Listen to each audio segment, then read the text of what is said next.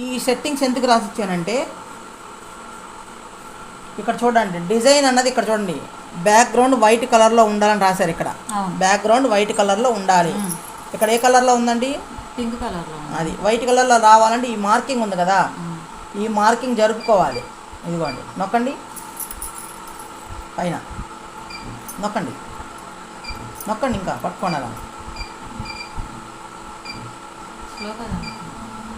ఆపండి. ఎప్పుడు కూడా ఇది ఫ్రేమ్ అండి. ఈ ఫ్రేమ్కి మిడిల్ అంటే ఇక్కడైనా డిజైన్ వేయచ్చు, ఇక్కడైనా డిజైన్ వేయచ్చు, ఈ పైన వేయచ్చు, ఈ పైన వేయచ్చు. కానీ ఈ గ్రీన్ కలర్ గీత మీదకి మాత్రం డిజైన్ ఎట్టి పరిస్థితిలో రాకూడదు.